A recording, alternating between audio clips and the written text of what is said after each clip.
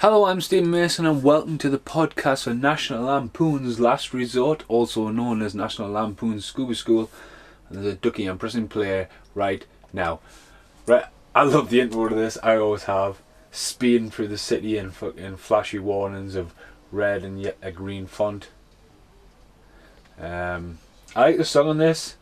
I don't want to turn it up too much because I get copyright, but hang on. So yeah, I like this song there, National Lampoon's Last Resort.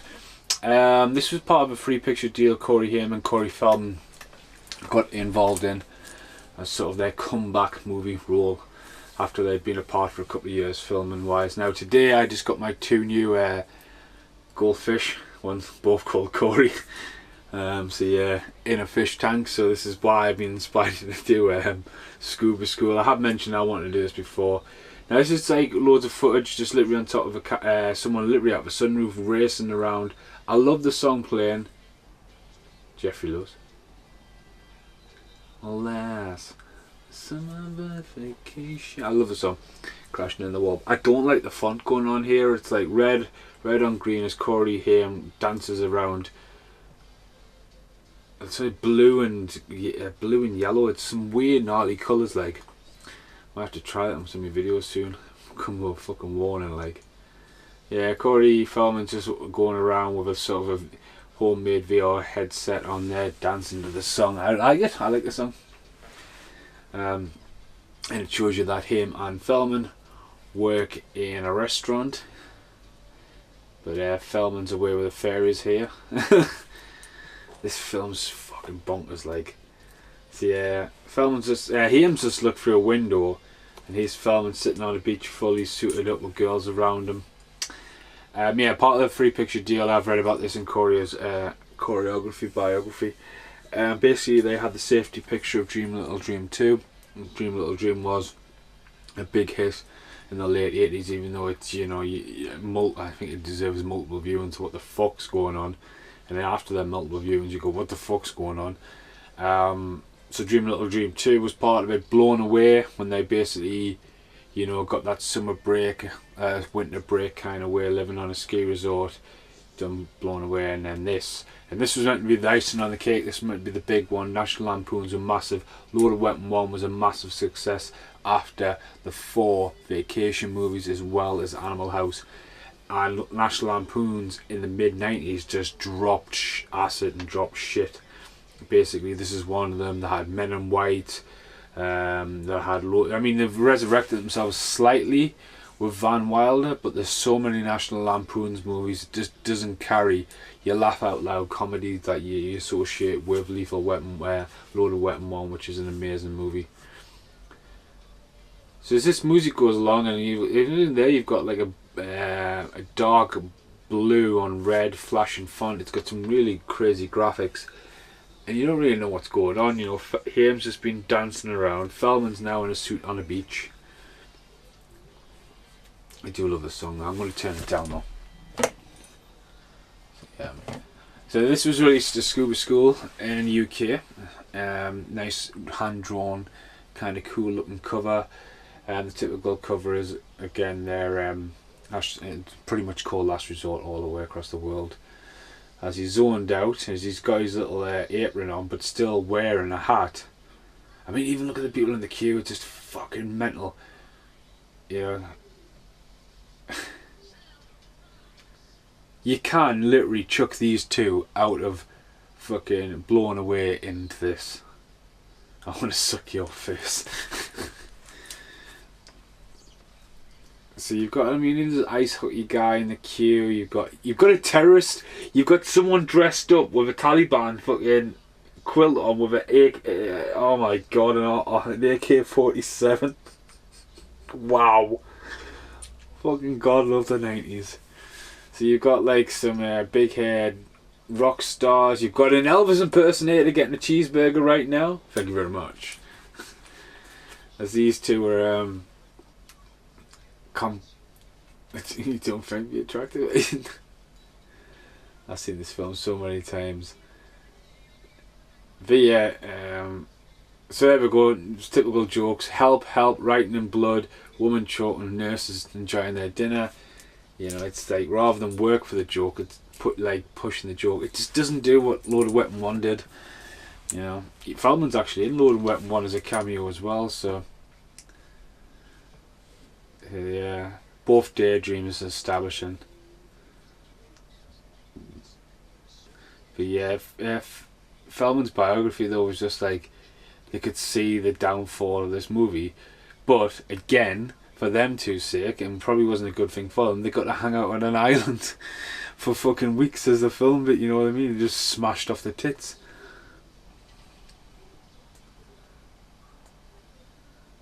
Yeah, Feldman's a daydreamer in this. Looking like he's rocking the whole moonwalker look. So he's daydreaming, walking along here, walking through the restaurant. Elvis has got his food there. Guy's trying to call in. And you've got a woman almost choked to death. I'm turning blue. This film's getting a bit freaked out what's going on. Oh, nice nipple. It's a nipple and a page N12. But this was quite a big release when you used to go in like global. This was a big, you know, you used to see it everywhere, like loads of different copies of Scuba, but it's never seen a light of day on DVD. So yeah, there goes the hockey puck, flies across, hits the owner. The owner stands in a mop bucket, gets electrocuted by the thing. He flies around in the mop bucket, and all of a sudden, argazam, boomf, and the whole place is just like burnt out. Sign hanging down. What happened? What happened to my restaurant? Obviously, they're probably a different building, like, but it's trendy.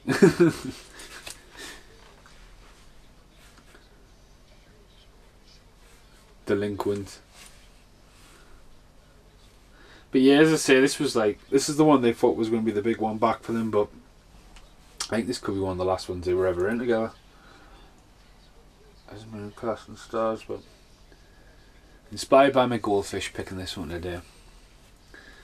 As I'm doing Speed and Speed 2 and Godzilla, they've all been like long ones. Like, I like this scene.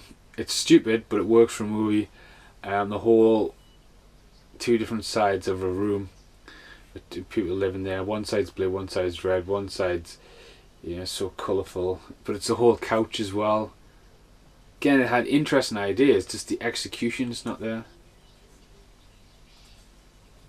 Even there, when he's interacting to like recuts and different edits, and Feldman's going, don't do that, when it's all a case of editing as well. Check out that mobile phone he's rocking, man. Even though if you look in Feldman's sunglasses, you can see the reflection of the lights in the background. So it's meant to set up that they're in different rooms, they're actually sitting in the same room. Pretty cool couch, that.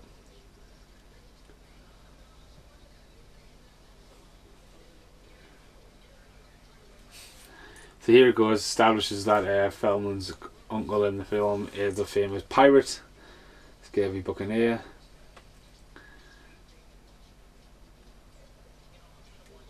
He's trying to watch a movie and Haim's about to switch on his fucking stereo system. Yeah. And Buccaneer pirates. And it flips there, you think you're still watching Feldman watching, it's about to flip in a minute. I mean, no, does it flip now? Yeah, so it cuts into like the one footage. There's a Buccaneer rivalry of pirates from the old school Hollywood, Treasure Island style. Yeah. And there's a movie called Club Dread, which I love, Broken Lizard. You know, Treasure Island movies and like Couples Retreat. I seen that on the plane in New Zealand, and I rediscovered it a couple of years later and went, yeah, I like that movie. I like when a film captures the vibe quite well of vacations, summer islands, like Fool's Gold. But then you get films that don't capture. Like if you watch Perfect Getaway with Timothy Olyphant, that just looks amazing on camera. You just totally want to go to Hawaii. The two pirates about to fight out. So all it does is drop the colour down. You know, it hasn't went for any vintage film reels or anything. I am watching this on an American import. So like it's about, you know, very narrow. It's one of the narrowest DVDs I've watched. There, as it cuts back to Gregory Lewis, who was in he's in a lot of Van Damme films back in the day. Again, he must be taking a paycheck as well. Now, you keep in mind that this scene probably is getting reenacted later on. Around the, I think, swapping with the eye patch, the parrot.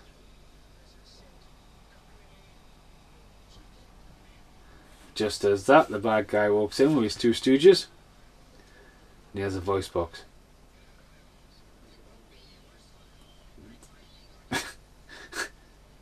The voice box,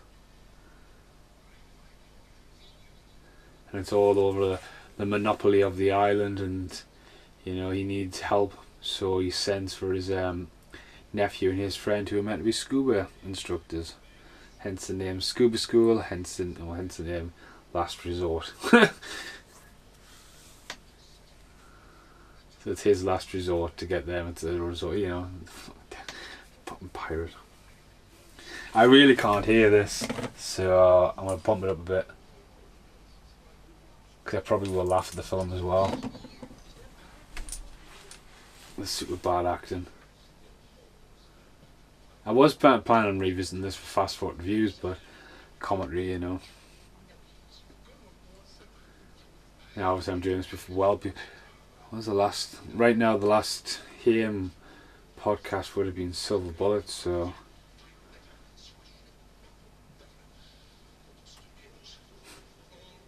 I know my Dream a Little Dream 2 doesn't work on my DVD player I've got in here.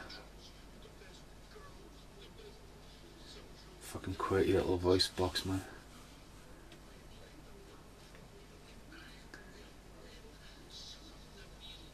And you wonder why actors do this, but at the end of the day, sorry, they get like, oh, he just crushes his lizard and that.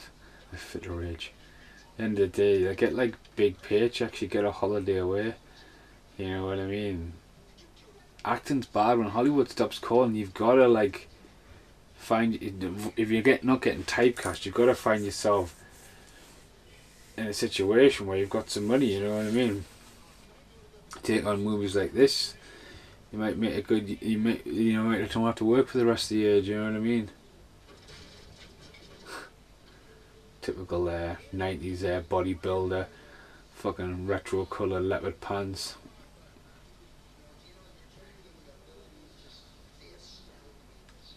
Chair stuck to the fucking wall.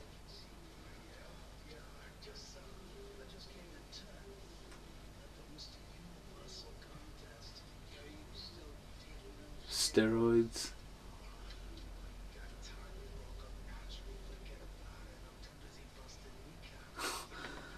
Yeah, totally early 90s bill, which is like a fucking Steiner row. Or the fucking, what were they called? The Barbarian Brothers. So yeah, the rent hasn't been paid. He sounds like a guy from Carry On movies.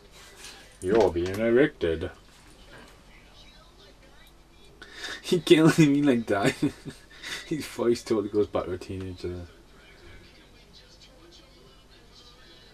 I think the only person I even know who's got this is Casper.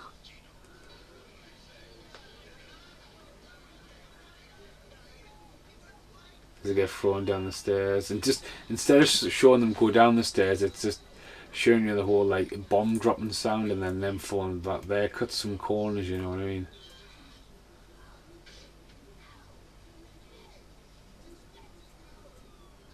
It goes all the way.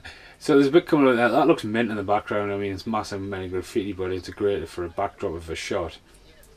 And a whole thing, like when this lady gives them this thing, and you go, oh, it's one of these things.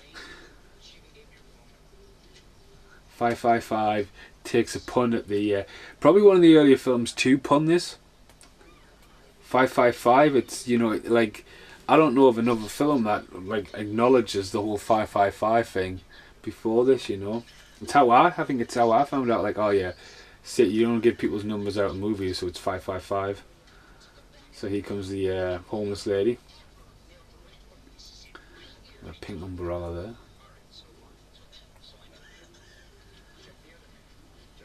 Junk mail, junk mail, junk mail.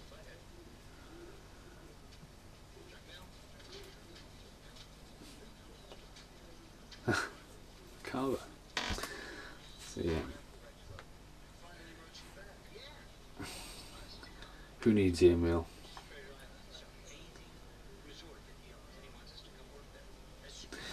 Club Dread. Have you ever seen Super Troopers? It's the same guys. I think they're a brilliant group of lads, like really funny.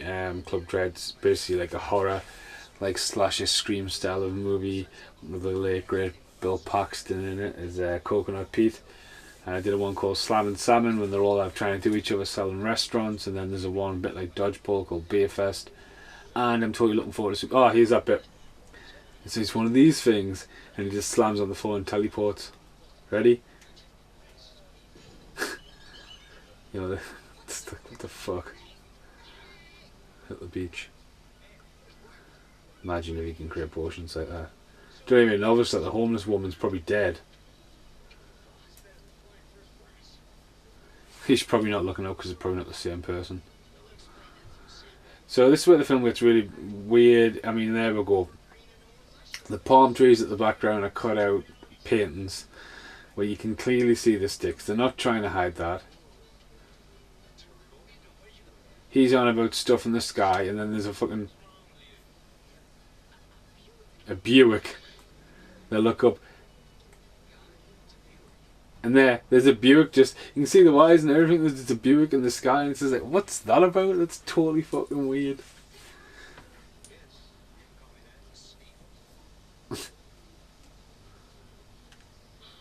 Oh fuck knows what's going on here. The fake palm trees, man. Fucking brilliant. Two dogs doing it. Wow. Oh, fruit in the hair.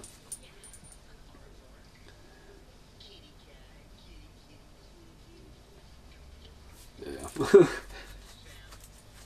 Then one of the last movies they were probably the last thing they were ever in was The Lost Boys, The Tribe. But it was that film Busted where Feldman directed it and they couldn't even find him throughout filming it, so. Hey, my name is.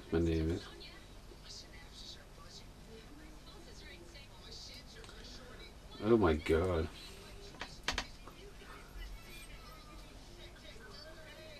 Lush. Even there, I mean, that's great invitation. Just breaking the fourth wall, turn the fucking music down. It's great.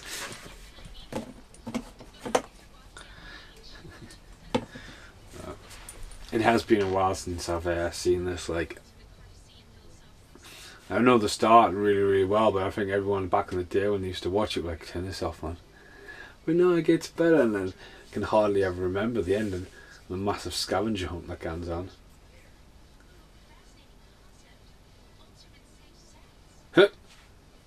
Virtual reality sex.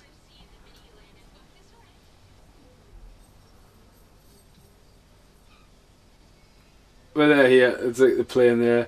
It's just someone pushing the plane along the floor, and it's like, what the fuck? But then in the same shot, the van backs up in the background, and that's just great. You know what I mean? It's fucking stupid, but it's great. And here we go with the Jamaican bus tourist. Comes the old couple.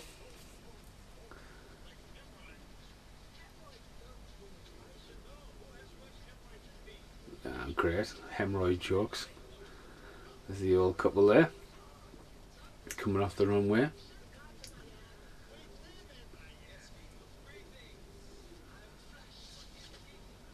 Did you hear the sound of his dick hitting the floor there?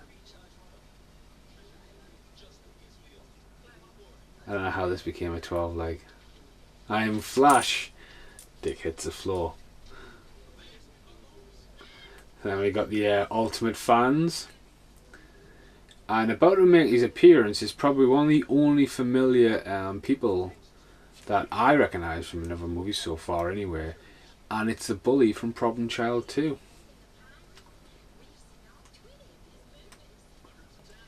Yeah. Rex Carver.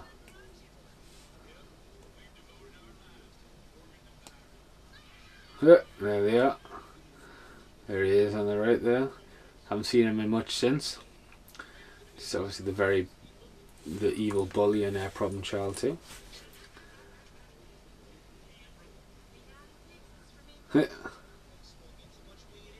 Yeah. Been smoking too much weed, you know. And of course, it's a National Lampoon's film, so of course the bus will go backwards, and it can only go backwards.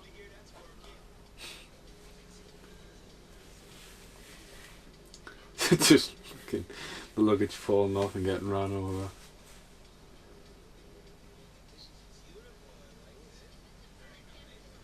See, I would have. The thing with Haim and Feldman and this, especially with Feldman like wearing the whole suit thing, because that's what he was like in real life at the time, and wearing all that kind of stuff. You're in a movie, tone it down, kind of thing. It does make him really quirky, but you know, they should have just came off as a couple of dudes, but they just can do whatever they want, really. It's pretty much what's happened here. The whole Flash thing. Okay, yeah, Scuba. Just saying that, the other guy's just dropped his pants and the thing hit the floor, and that shot there, he's got fucking trousers on, so. Check out that spike here. Island Goddess, baby. Oh, falling through the door together.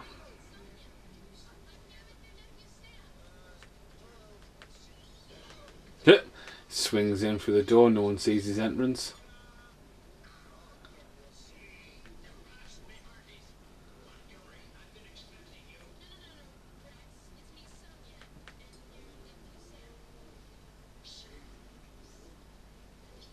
Sam.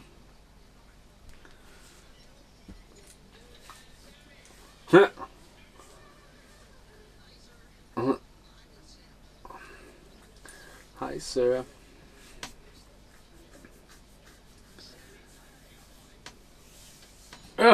Hi, how are you? Fucking up the cutties uncle on the face with a fucking suitcase. Great.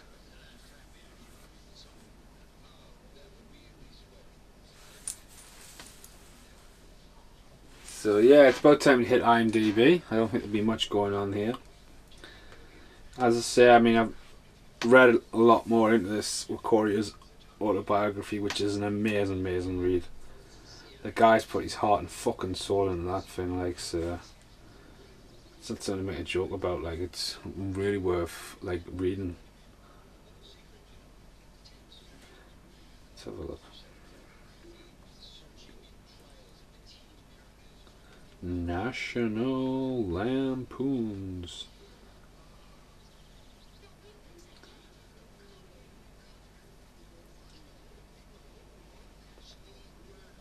National Lampoon's Vacation, European Vacation. Don't know how many actual movies there is of National Lampoons. The Vacations are all the big ones. Ducks Stoned. There's a new one. Imagination Land, the movie. National Lampoon's Gold Diggers. I actually picked that up the other day. I haven't seen that. National Lampoon's Television Showdown. Inside Story. I think there was one with Steve-O and stuff in there as well. So let's have a look for Last Resort. Animal House. There we go. 1994 Corey and Corey Feldman. Who's fake fucking tash on, man. I like the snakeheads they've got going in the background. They're pretty cool. So this got 2.8 on IMDb. It's on for an hour and a half. Fasten your snorkels, it's going to be a bumpy dive. It's the tagline. Oh, really? Trivia. two big ones. According to a friend of Corey Haim, years before star Dominic Obusque was molested, Haim, other co-star Corey Feldman, was the one who juiced them. Why is that? Someone just placed it, all that fucking propaganda across everything. It's like, Jesus. Video Mart Entertainment distributor of this movie on VHS in the USS organised a special sweepstakes to promote it. The short ad where the stars of the movie explain to viewers how they can enter the competition that was put on VHS tapes along with the movie. The so-called Island Madness sweepstakes offered a grand prize of 12 vacation trips for two, as well as 150 other free gifts including rollerblades and beach fun packs. The ad promised that those who win the grand prize would be flown for free to the resort in St. Curbig's, an island of the Caribbean Sea that belongs to the United States of the Virgin Islands, where they would get to stay for 6 days, 5 nights. In order to enter the competition, viewers were told to write down their names, phone numbers and addresses and send the information by snail mail to Vidmark Entertainment. On the other hand, the instructions on how to get free rollerblades, beach fun packs were shown only the very end of the movie to motivate people to watching it all the way through. Wow. The largest what? It's like one with big boobies. Soundtrack. Last Resort Before My Dread Zeppelin. That's the one at the start. That totally reminds us now, yeah.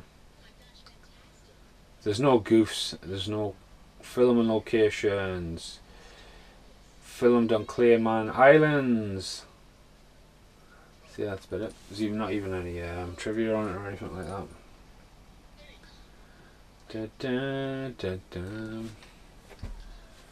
See, even there with Feldman's changed thing, he's now with purple bands and stuff, more looking like what the fucking Undertaker did in the mid-90s. Again, should be in the both should be in Scuba School things, you know what I mean?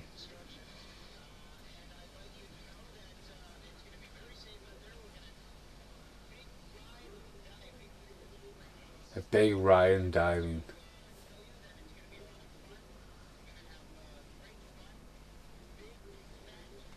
Big fat fun.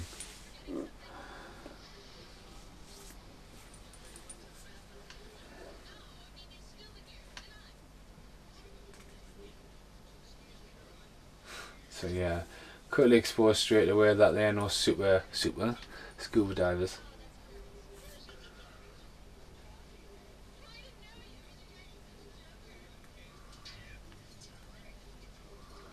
They show how much of the stupid are. They put the scuba gear on the wrong way.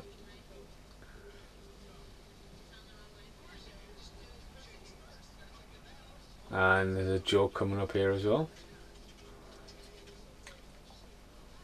It's on the back of the valve splits, doesn't it?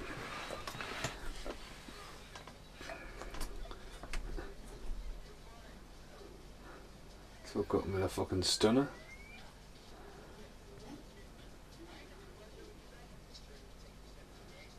The snorkel version on.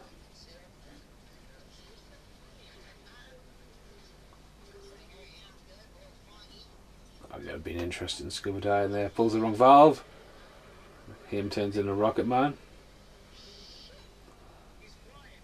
He's flying. In other words, largest boobs and the de-inflate. Silicone heaven.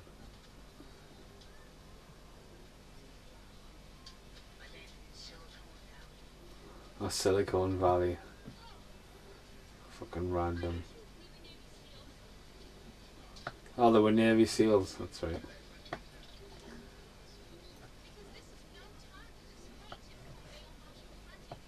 The extra in the background's fucking pissing himself. While the extra behind there with some weird hats on, freaking me the fuck out. What's she got in her head?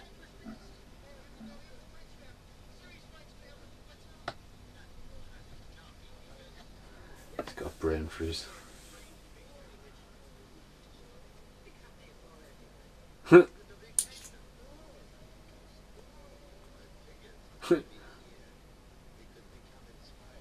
to make love.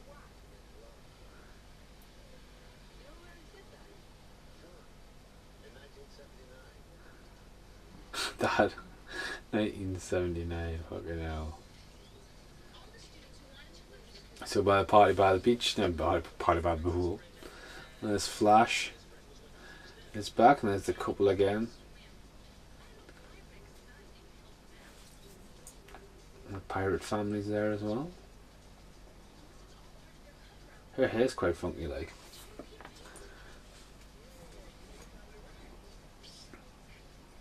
Now get ready, Captain Morgan's about to make his entrance.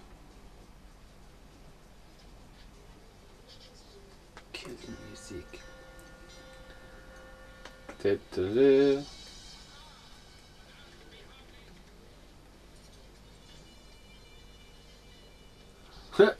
There you go, he fucking backflips and into a bush. I'd be impressed that they fucking did the backflip off there.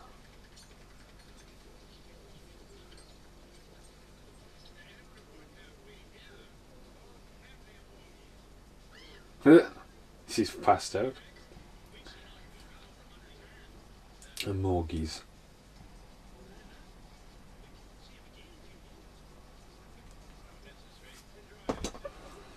That's it, flash and dash.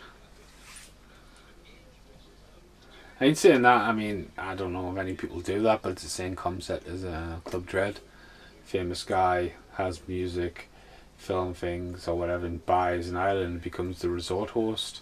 It's a smart move, really, of it. You can buy an island, but then, you know, this is always like a scheme to get them out. I've got the Stooges all dressed up.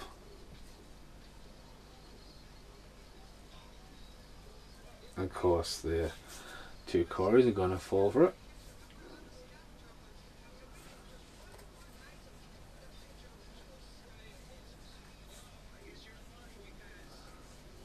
See in there, Feldman's now wearing white suit, and Haim's and fully keeps on changing gear, and it's just kind of like they could just do what they wanted.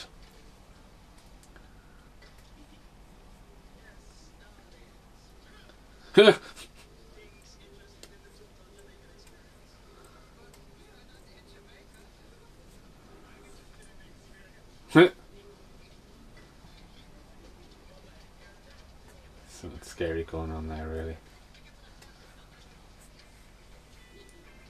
There's a bickering and fighting. There's no one in the pool, like. I went swimming this morning, and the new swimming pool's tiny compared to what it once be, man. Even when you get in there early, there's people that come in and it's their routine. Everyone's got their fucking routine. You're there to swim, and just everyone just keeps powering down the same lane, and it's just like, right, it's not up to me to play a Frogger. Do you know what I mean? It's like, give way, assholes. The fish tank calling me fish. Hi, Corey's. He's fishing around. Cool. It's a fucking gnarly plank of wood for a fucking diving board, that's for sure.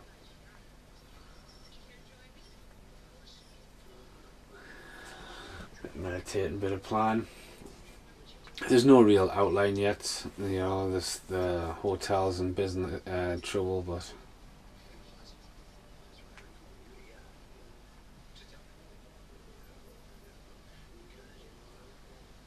bam, bam, bam. She'd sort of try, well, she lays down the law here, doesn't she? Again, they were talking about, I mean, again with an actor, you know, if you take a role, I think one of the best stories I've heard was Kurt Russell, when he was meant to be in Django Unchained. Kurt Russell was meant to be in it, and he got to there, and Samuel Jackson was there. Samuel Jackson had said something like, dude, I've been waiting around a month to film something, you know, because Tarantino's off just doing what he wants. Studio lets Tarantino do what he wants.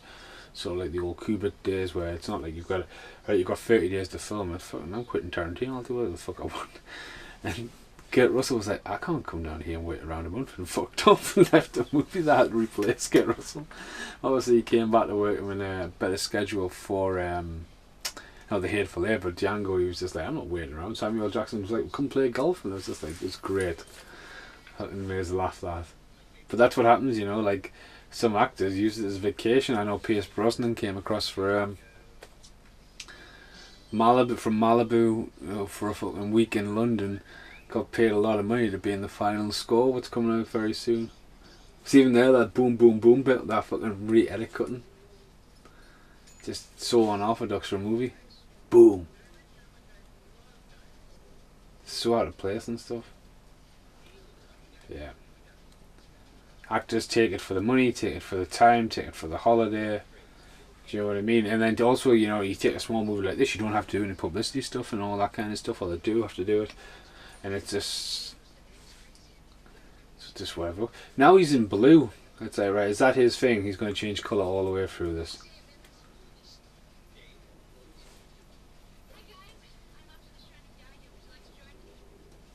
Oh yeah, she's in love with some temple god, isn't she? Excuse me.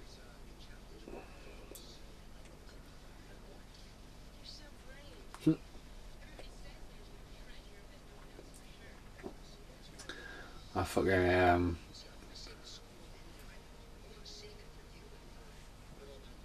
even them fucking whole like heroic speeches to the camera but not to the camera. Oh, it's even got the echo on. Dave.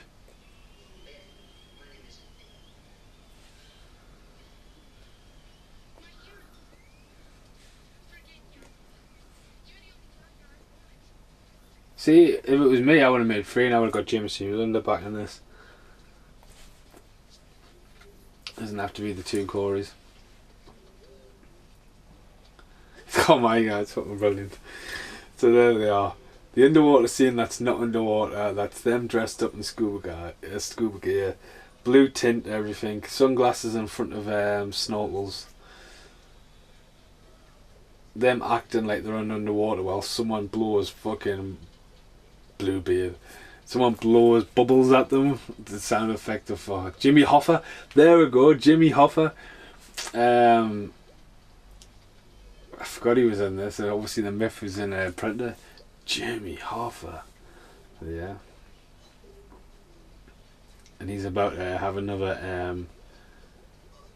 Oh, it was a mermaid. Of course, there's a mermaid. Oh, pirate mermaid. Now them boobs are real. Doing the whole he's about to it.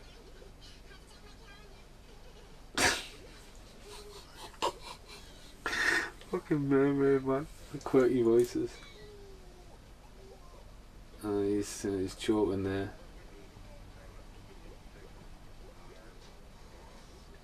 Countdown shuttle now. 1. Another tank. We have launch. That's definitely out of a pool. That's definitely the shot from before. Where's he going to land this time?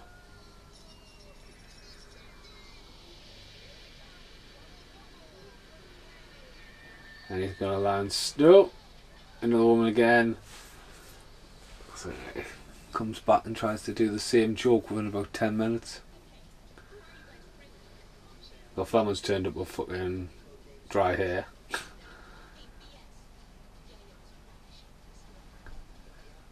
They've both got dry hair actually.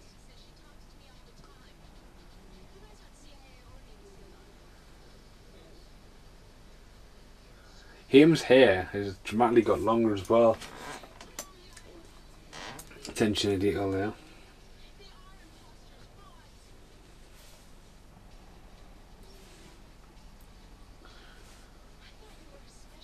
I thought you were a special person.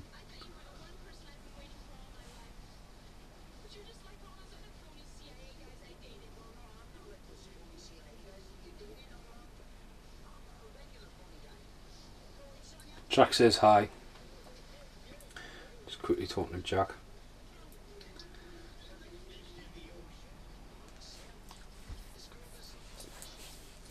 So what else is going on?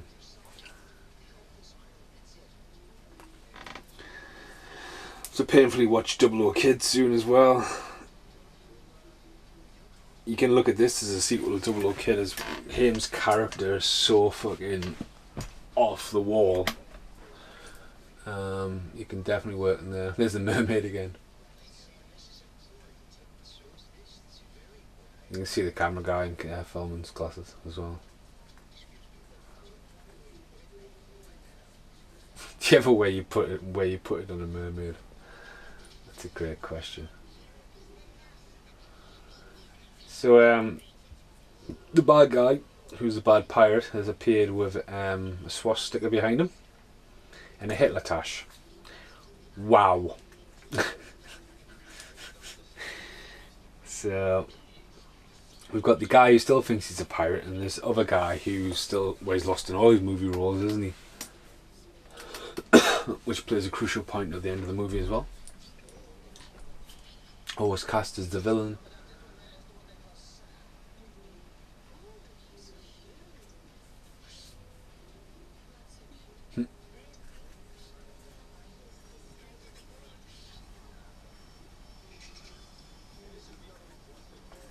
The whole they've got the pictures taken for the fucking mugshots, and they're both wearing fucking old school like Charlie Chaplin fucking jailhouse stuff.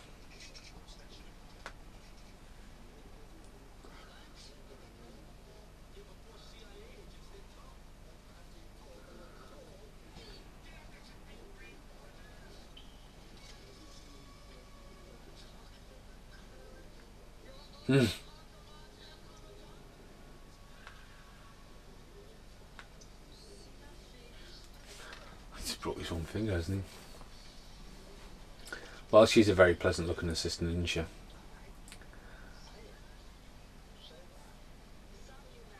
Sorry, you married.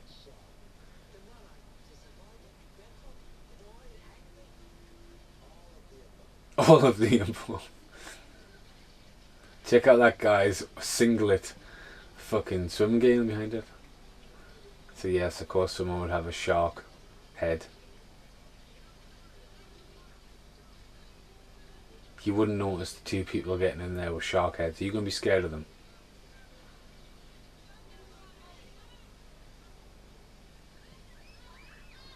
Oh my god. How do you not notice that they were fucking in there?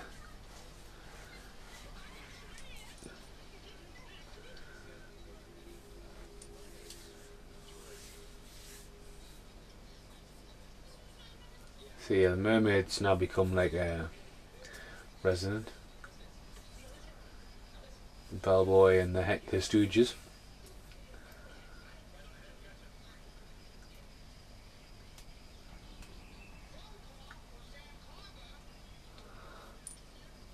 Phone call.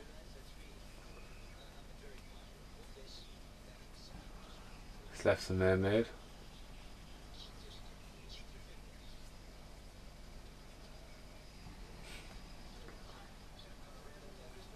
Hit him with the mallet. Here comes a bit of wind. Oh. They've just knocked each other out.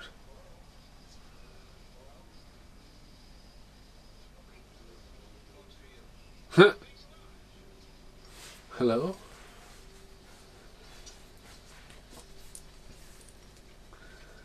Dun, dun, dun, dun. That fish is getting around, like. Oh, the guy's dressed as a fish now. Got a fucking mad statue of fucking Aquaman there.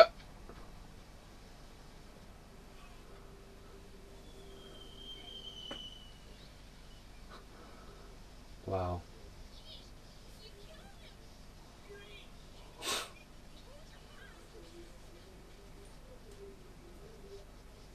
That was freaky. Wow, so he's 69 and a fucking mermaid. I totally forgot about that. That was totally erased from my memory.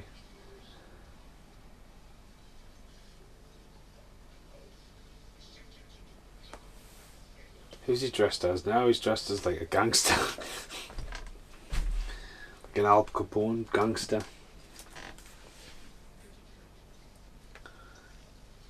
Eating out of a skull.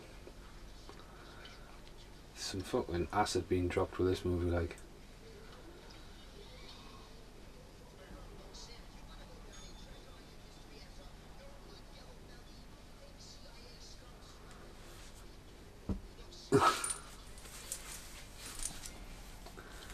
Two bickering on. There's another version of that fish. He's holding that fish. It's quite a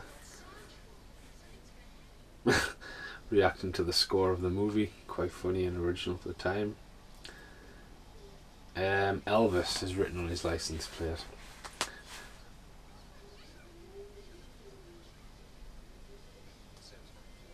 She's pretty hot.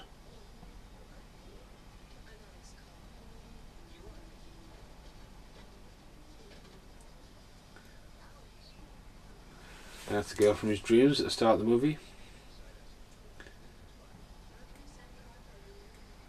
Again, you can see the massive lighting rig in her glasses and the fucking reflection of the crew.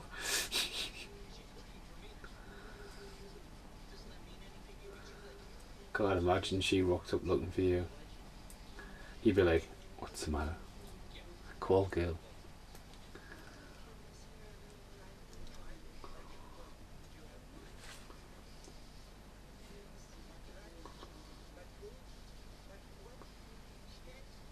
Feldman must have dyed his hair around this time, like. Oh! I don't know what the fuck's going on there. The fucking mermaid stuck in a suitcase.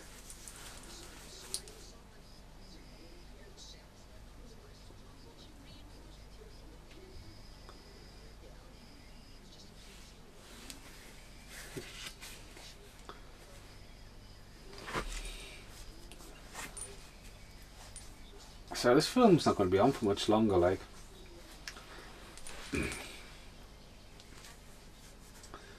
It's definitely by the point a lot of people like turned it off. That's why I know the start of the film so well.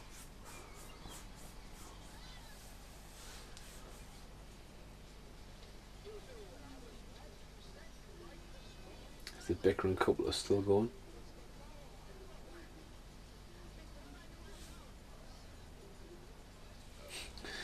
I'm just going to sit on the fucking Nemo guy.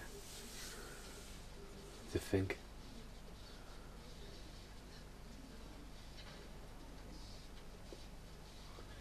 Someone had a proper hard on for fish making this movie, like.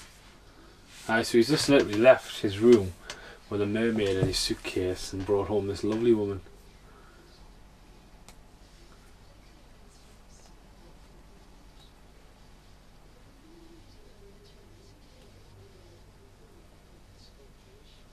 It's a boom Jewish Jesus.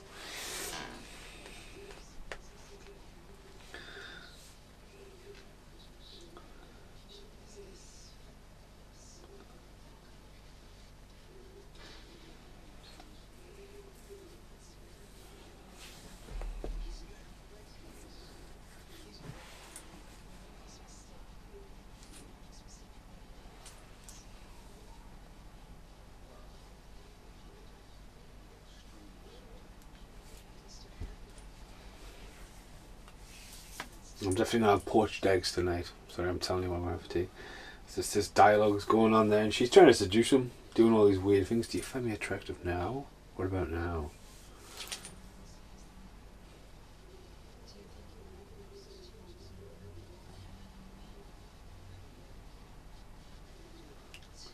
See, look at that, man. Like, what the fuck?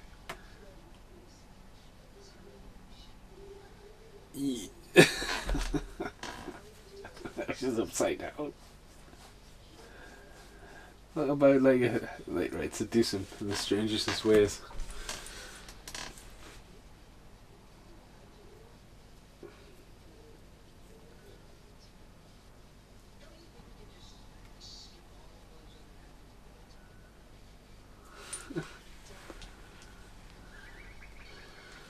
Weird little edit with some wacky tunes music.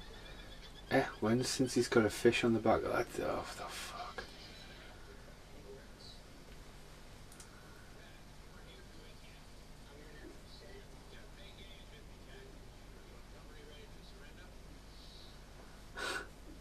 lost in the films.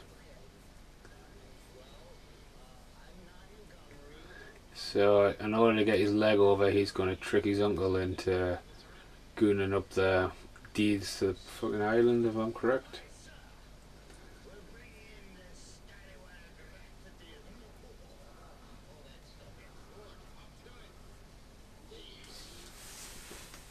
He's just going to return.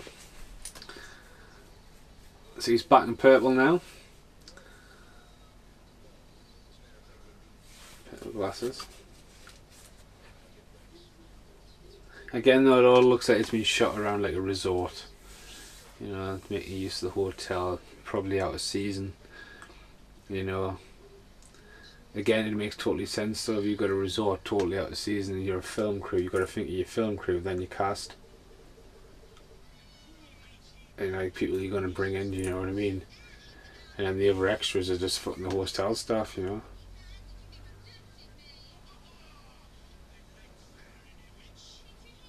It's a vegan action.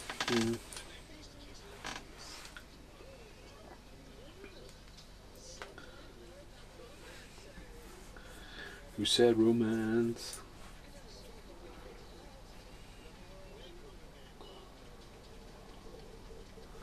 Stupid weird fucking music as he's running around to found Dave.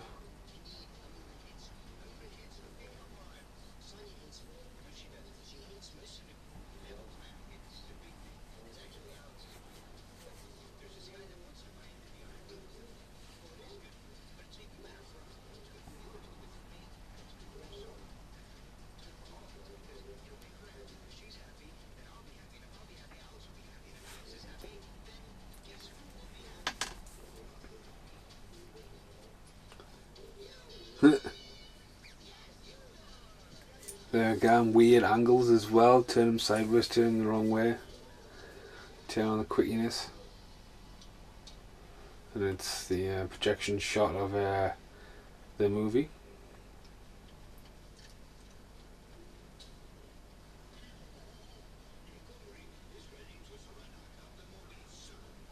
So Falmer's now dressed as a fucking...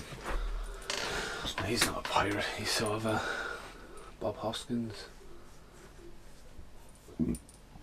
Haim's the one dressed as a pirate.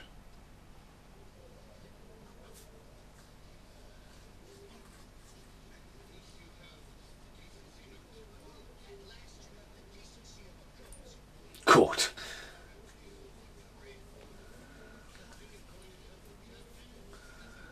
It's just weird and awkward.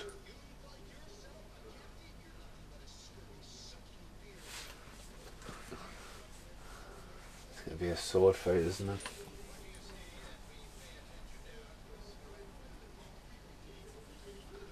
Yeah, so the deed's gonna be signing over the island.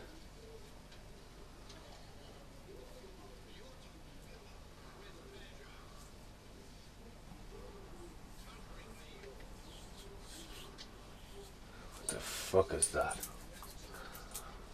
Tricked by his own nephew just for a bit of putang.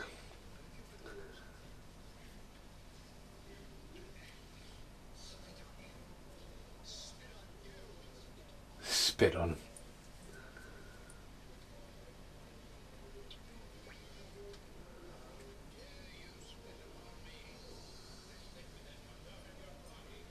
Or be a lad.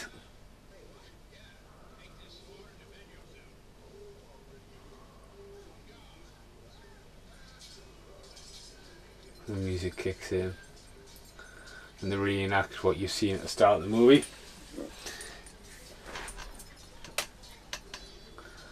Bit of juice in action. And Feldman, Haim on the floor doing his whole cross scenes, almost like what he does in The Lost Boys. Stay back, I'm warning you. And then turns on the Japanese little tunes.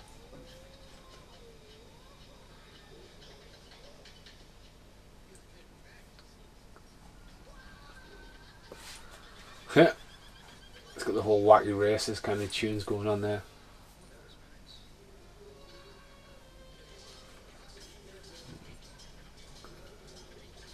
sword fight on crack.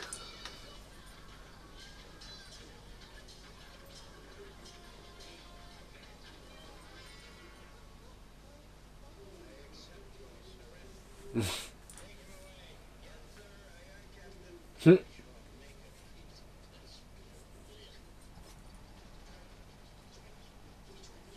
yeah, that's the duel fight over anyway.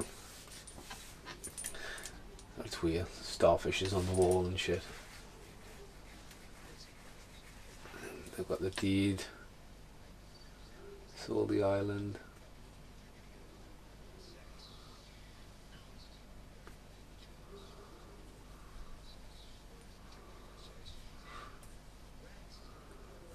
And he's wearing a whole like sheet wrapped around his head. Oh, he's a fucking god. Fucking statue, eyes light up.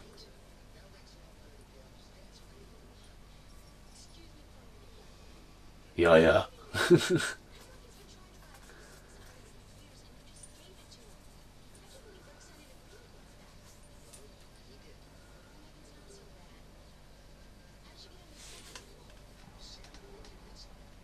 Convinced him.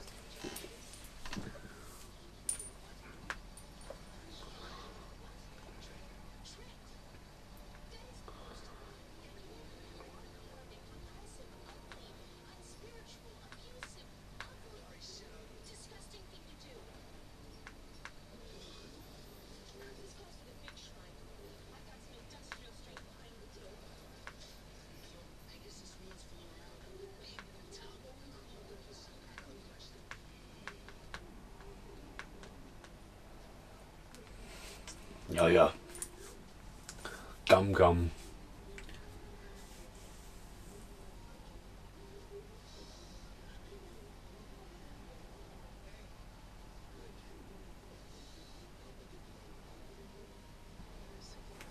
See, this is where the film was quite vague to us, like. Yeah, yeah. Fucking weird statue, like, I wonder where that is now.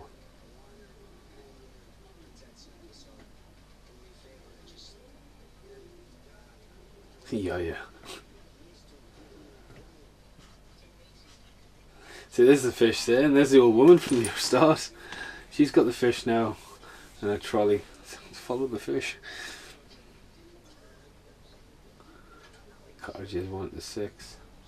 See, there we go. He's just totally broke the fourth wall of the camera there as well, which is quite cool and was popping up a lot in the early 90s. Obviously, following on the trends of what Ferris Bueller and Cuffs had done. You know, audience on Patricia. I think people who can really do it well, Matthew Broderick, Christian Slater, John Cusack, can really, really knock down that fourth wall and make you feel like you're talking to you.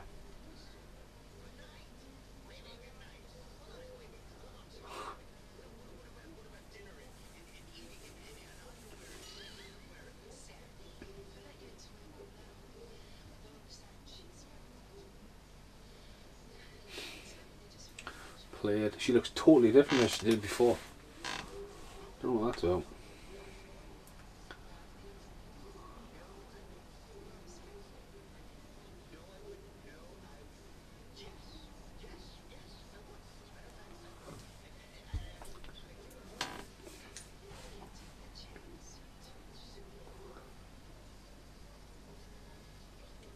Big slop and kiss. Good night, Sam.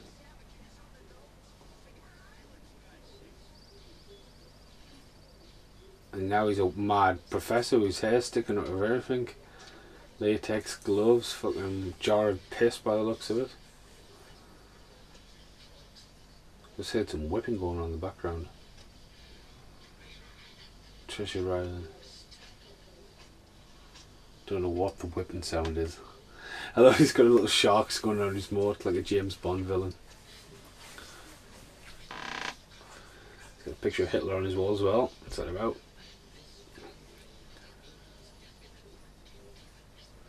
Still talking with his weird voice.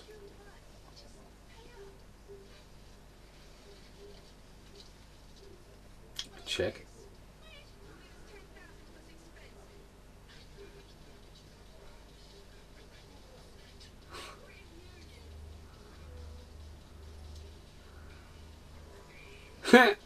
He's creepy, so looks like his henchmen have invaded the island again. With a sign. Creeping around weirdly. Well, he's got one of them fishes on his head. They've both got fishes on them actually.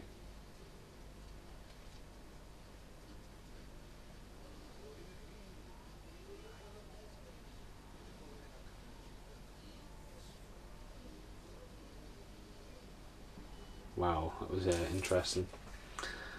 That's a hack into the computer. Now running around with a wire. Is this meant to be tripping everyone up? Welcome to Iraqi bomb site. Iraqi bomb site. What the fuck?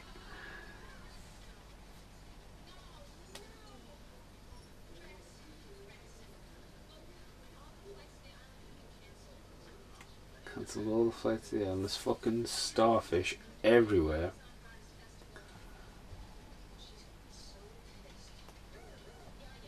What was that?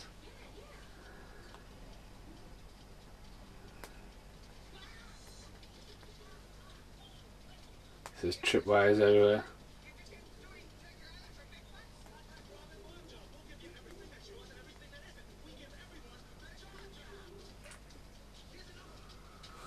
Going around suing the hotel.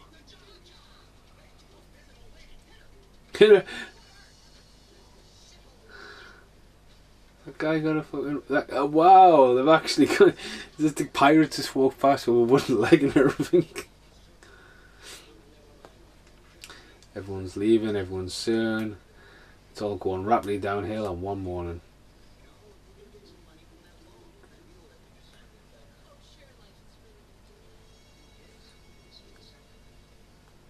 There's a weird sound. Give me the bat phone. Brilliant. So who is he now? He's got a spider on his shoulder. Bathed. Oh, he's just looks like he's just got out of the sauna. He's not acting like anyone right now.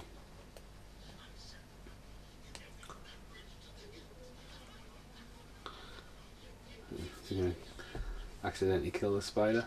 Yep, slap the spider to death.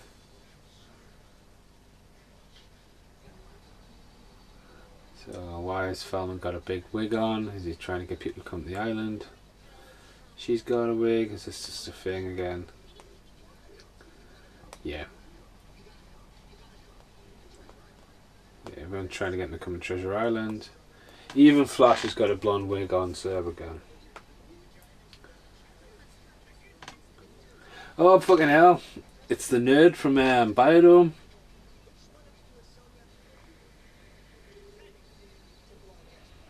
He's been pops up in a few... Simeon! Pops up in a few films, but he's the butterfly man from Biodome.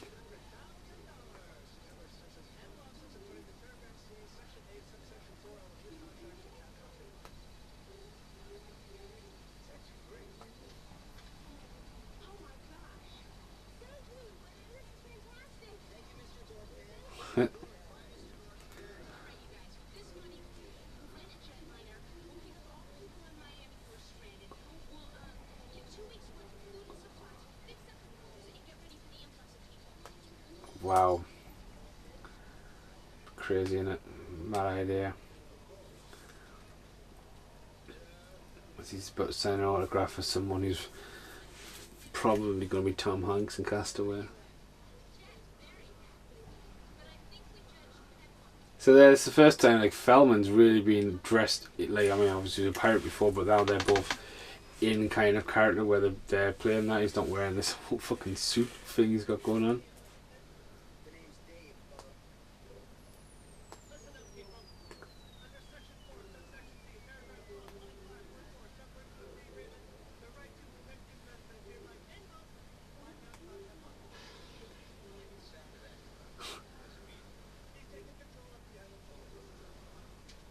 Yeah.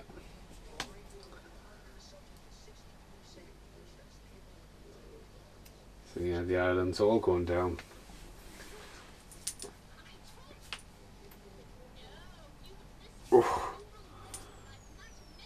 My arms are feeling the pain of swimming. Going to the crying shine.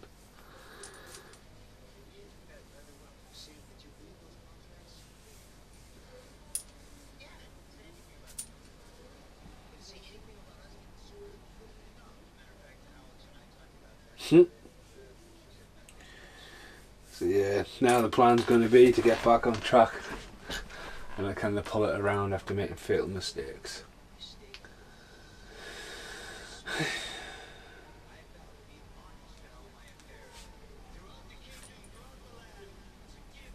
Weird angles, weird angles.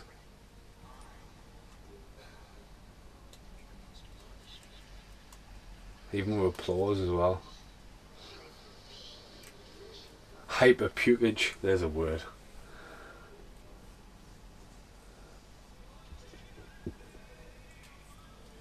Listen to opera.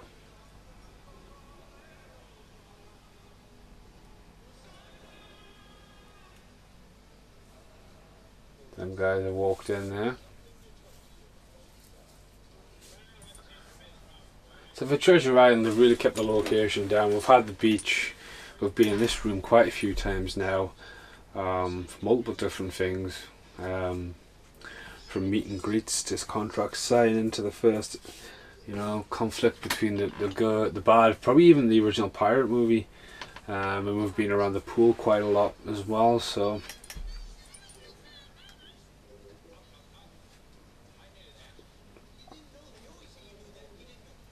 It's a massive gramophone, like.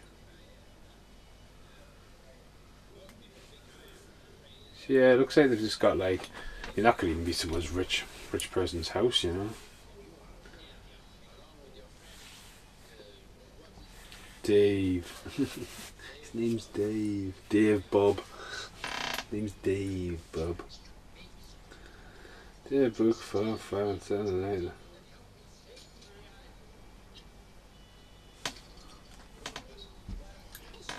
If anyone's been watching us for a long time, you'll know I've got an old housemate called Belle who never ever hardly appears on camera. And the guy's like fucking clockwork. There's that fish. The fish is back in that scene. The fish is guarding the door. Why is the fish just guarding the door for? What the? I lost this with the fish. And burning the midnight oil joke as well. Ever since I said I was going to play a pool with Belle on Saturday night, it's been daily updates. The table's booked and all that. Out of oil. It's a fucking light as well. It's just a light bulb.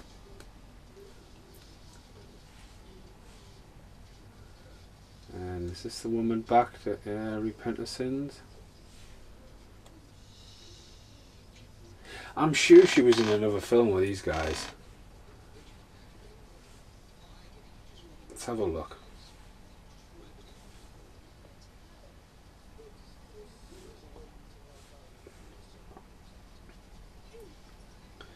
Hopefully very soon I'll have a new Corey Feldman movie called Zombie King. I've been after a while. Casper was picking this up, but obviously I've been off work for a while, so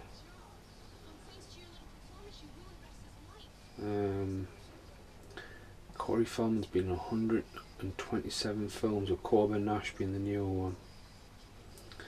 So yeah, when you go down the mid-90s, Waterfront, Born Bad, Stormtrooper, Busted, Bottle Upload, Illegal Entry, South Beach, Dream, Dream, Dweebs, Redline, Voodoo. There we go. Last Result. The actress. Oh, they're going looking for treasure, aren't they? Treasure on the island. I know what's in the treasure box.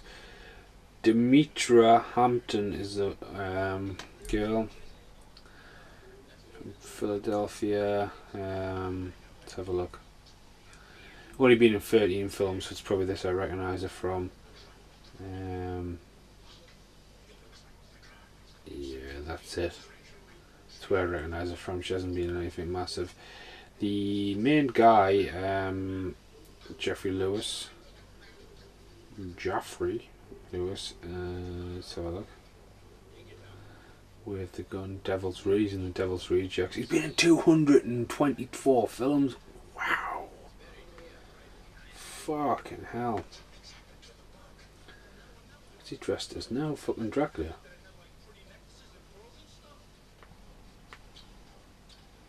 Yeah, he's dressed as Dracula. He's sucking on blood. He's sucking blood out of a woman. That's his theme at the moment. Double Impact was the one I recognise him from. He's in Lawnmower Man as well. He's Joel's mate, Lawnmower Man. He's the other Lawnmower Man.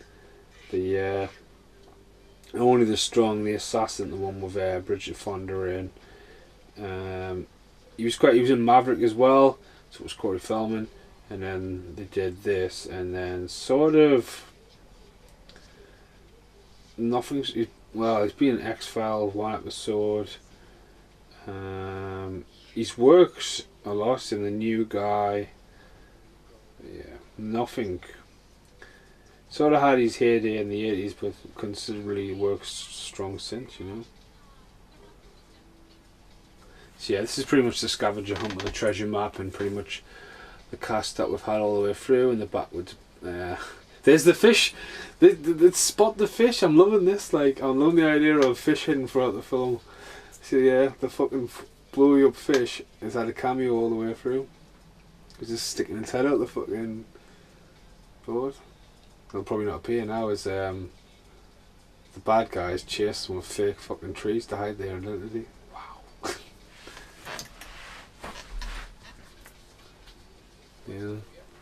Them little fish that keep appearing is one under the seat there. See, I remember this there. They go up to the cave and stuff.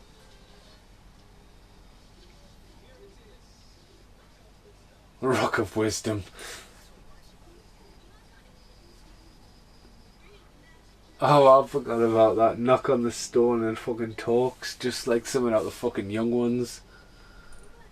And if you just listen to me and not even seeing this movie, that's what it looks like. If you know what that is, the Young Ones, like the fucking carrot.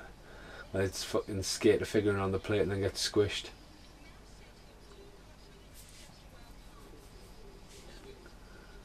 Yeah, from the Isle of Wisdom. I've missed where Feldman's went to. Feldman's not there at the moment. The waterfall. It's Dave, the girl, Flash, and the bad girl gone good. This is stepping. I love it how they keep on carrying the fake trees.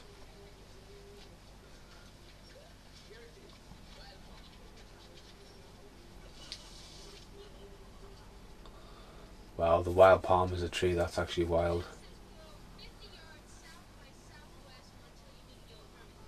Meet the old hermit.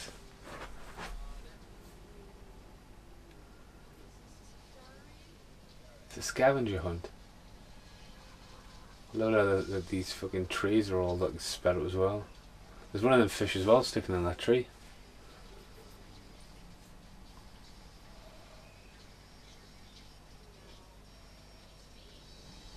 Huh.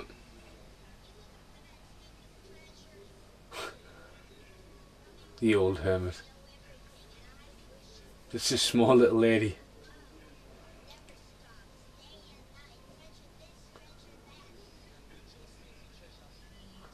Why has he got like a big, like, well, like almost like a dreadlock of fucking snot?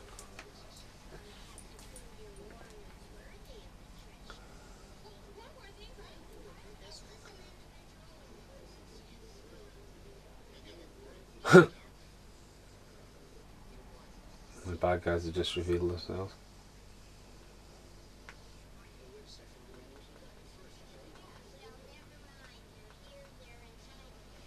It's the old hermit, let's go.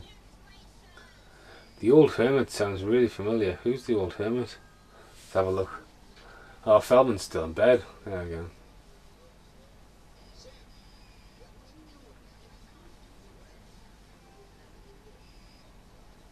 Right, the controller's flat, but that doesn't really... Kevin West is the creepy guy. Is the old hermit's about a quiz show.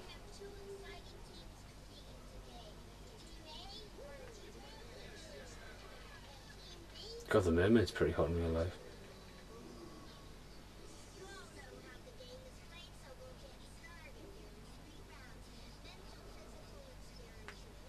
She's so familiar.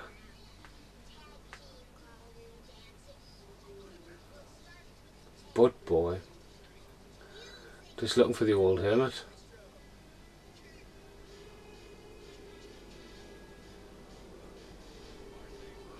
As they dance. Old hermit is Zelda Rubinstein, most famous for Poltergeist. Ah, she's from Poltergeist. It's a woman from Poltergeist. I knew she was. She's the fucking exorcist kind.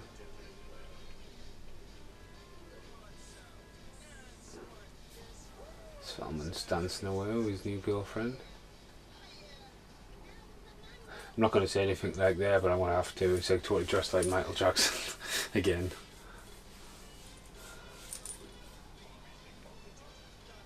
I love it how they've got a game show host voice from the sky as well, which is probably that statue.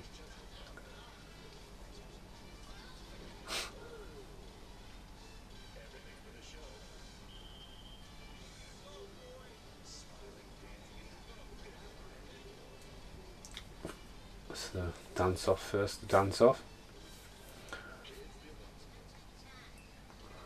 They've got twins as well at either side of that. That's pretty creepy.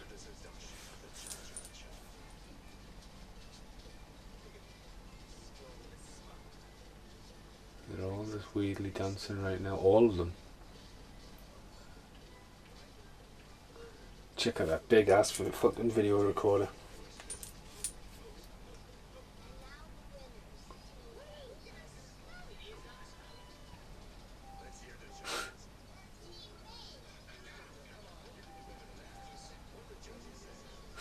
How did Team B win that?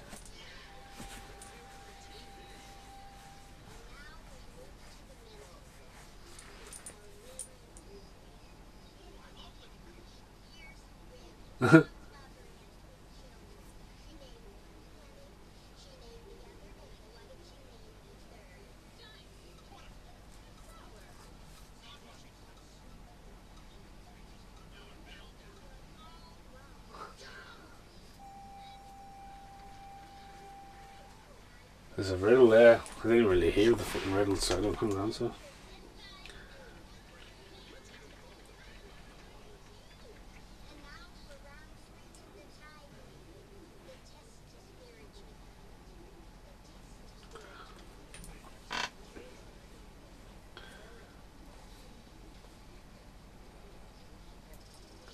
Oh my god, this is how they're gonna win. Measuring the penises. Fucking hell, man. The filmer gets a little bit of a lollipop. Little guy gets a little whoop.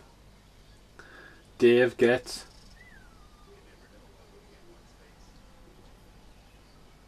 big guy. Oh, the old guy.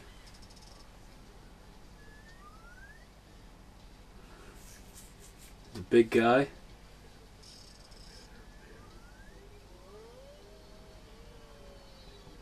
And then here comes Flash to win the day.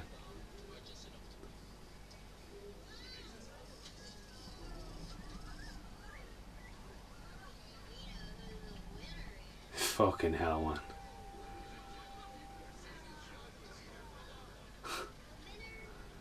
Is it 12 as well? The win because of the size of the penis. Unbelievable.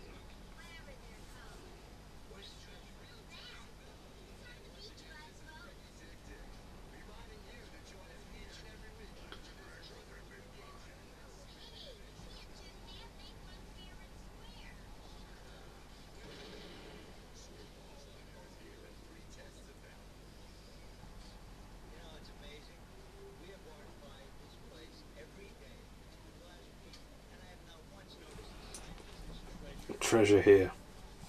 Treasure buried there, a treasure zone.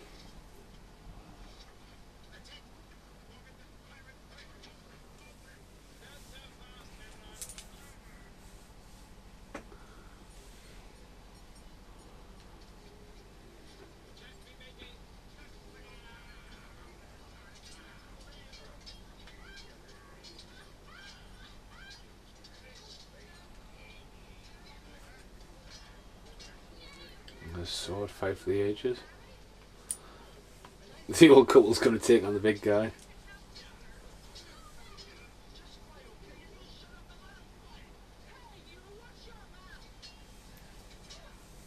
Yeah, this film's coming to the end. They found the treasure.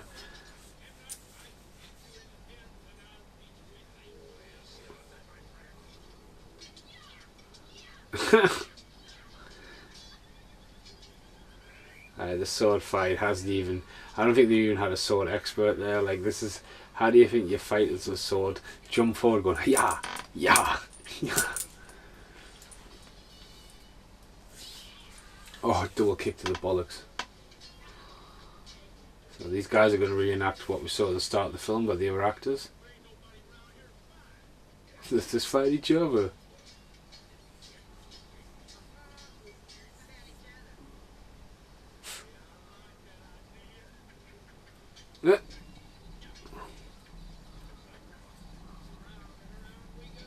There's the fish out. Is the fish back in the pool? No, the fish is not back in the pool.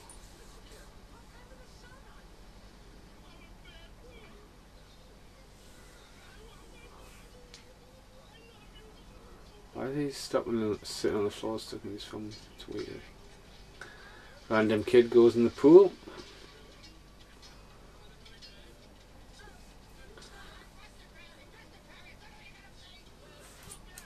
Dave is on the rock with a fish in his hand.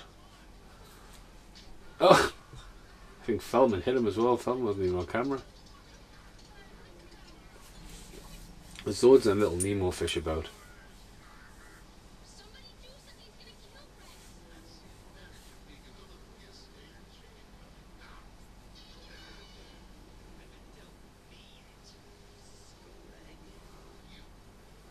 Yeah, Feldman's definitely rocking the Michael Jackson look. They were friends in real life, I'm guessing, yeah.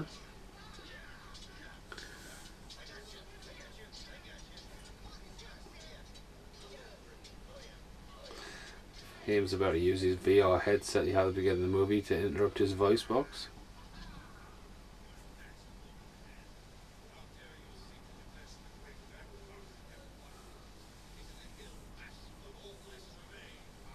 Big villain speech. That was a weird edit there, like I was fucking wrong with his audio, but that was a quick jump cut there. I didn't like that. What did you do? That's how they defeated him. How are they going to get the island back? Again though, that rock formation you've seen there, it's been the same beach all the way through. Even at the start where he was kissing the girl at the start of the movie, it's all on the same location, you can see.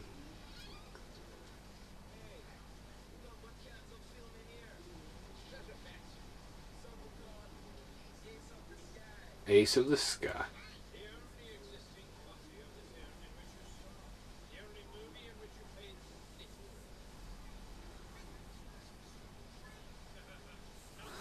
So the villain's going to lose because all this time his adversary has had the only remaining copy where the villain plays the goodie in the vice versa role. And to get the movie back, he's going to give him the island back. So, yeah. So the island reverts back to Max.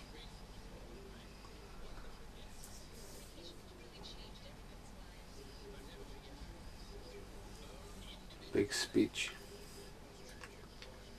Yeah, this film's coming to an end now as we run down. Oh my god, the bully from Problem Child 2 is necking on one of them signs in the background. Oh, and the old couple's having sex. Oh my god.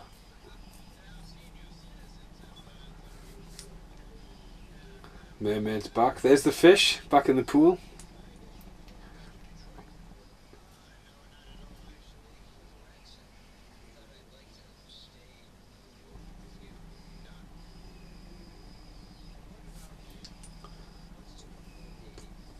Imagine living working on an island like.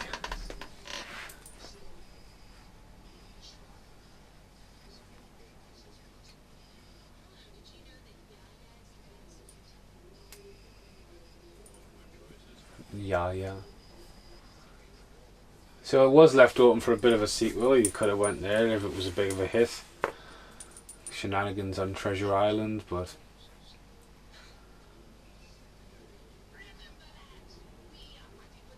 and it's this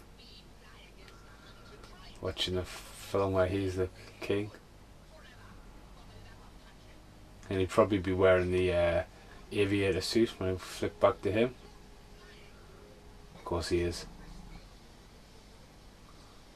Holding the voodoo doll. Oh, they're all dressed up as aviators, that's remember.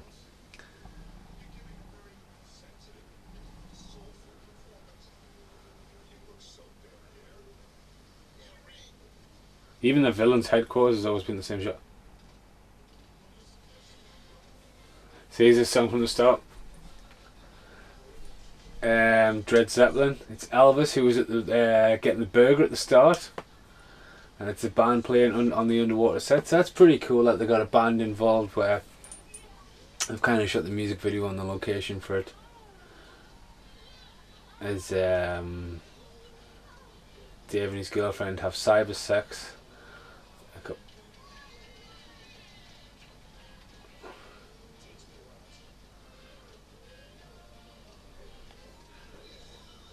I love that song, like Dred Zeppelin. I'm going to have to look for it on YouTube after this finishes.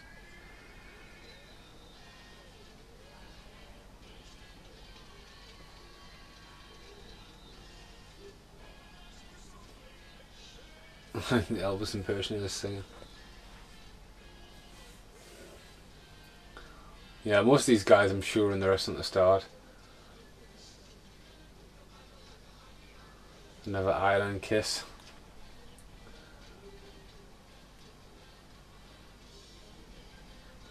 There's the old lady and the fucking the homeless woman again.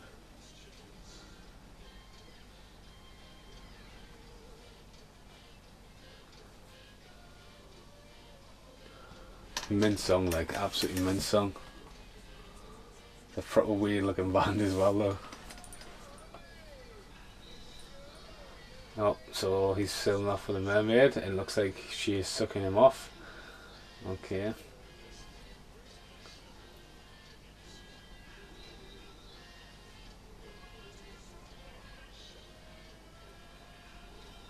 And there's the mermaid there.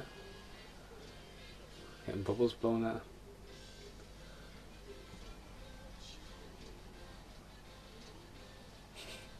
Drummers are always a bit strange in the bands.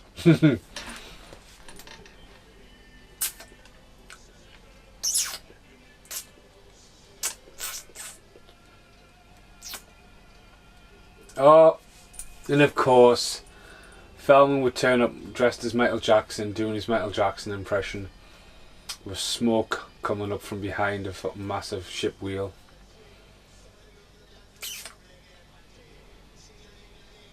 As the reggae kicked in.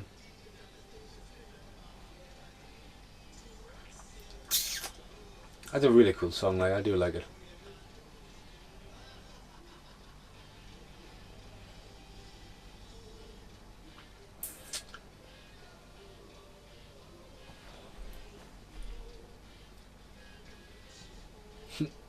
Yeah, we've got a music video at the end of this, yeah. You, baby. Dred Zeppelin, man. Definitely check it out.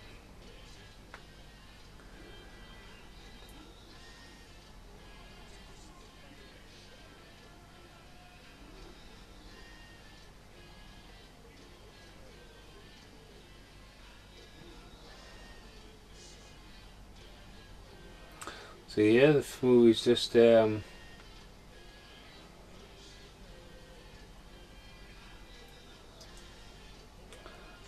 the movie rolls up there.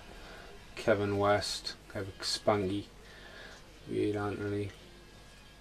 Again though, I'm going to give it credit because it's not just gone for reggae group Dred Zeppelin there as well. It hasn't just gone for like bog standard that, it's went for bold and chunky and not your national typical standard font as well. There's Jeff Douglas key grip, so there's a Jeff there. Living on a Lamb. I do like that song, it's really cool. But yeah, as I say, it's a very quirky film. It's, you know, it's, I've seen worse, especially from National Lampoons, but again, it wasn't, this is something not really executed there, like how good National Lampoons were back in the day as well.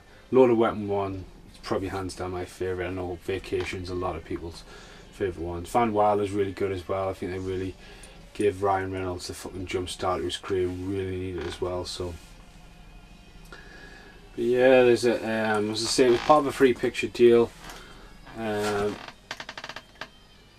a lot of sorry, I'm just doing a bit of stretches there. Public relations editor. I'm not sure what I'm going to do next now. I'll probably do a podcast later on the week. No idea. I'll have a think. The song's just repeated itself actually, so hang on. Yeah. The song has just totally repeated itself for the third time in this movie. So yeah, I'm not sure what I'm going to do next. I mean, looking back over a lot of films I've got recently and like went, right, okay, should really do a podcast for that. Should I be doing the new Godzilla? Or should I be going for The Thing? Because people are saying, oh, I do The Thing finally, and I'm just like, wait, you know, I'm sitting here enjoying doing them. I'm not like taking demands, and I like doing these quirky ones like this because no one else has done a podcast for this, I don't think. So there we go. That's what's cool about it there. Corey Haim's Rollerblades, provided by Rollerblades. Are we watching Prayer of the Roller Boys? When did he have fucking rollerblades on? Fuck knows. I'm totally shocked by that fucking bit there. So, negative cuttings by Post Nation, colour by Film House, Scuba School Productions Limited. So yeah, it was always going to be called Scuba School because the production company was set up as Scuba School, and this was copyrighted in 1993 to Scuba School Productions Limited, and became Last Resort. If you haven't seen it, want a bit of a quirky laugh, when you're definitely high, check out Scuba School. And I think the extra features is a summary, cast bios and scene access. I've been Stephen Mason. This has been the podcast for Scuba School, also known as National Lampoon's Last Resort. Thanks for listening for now. Thanks for listening for now. Thanks for listening now. Thanks for listening for now. Doing the whole repeat brain freeze, boom, as the movie is. Thanks for listening. Goodbye.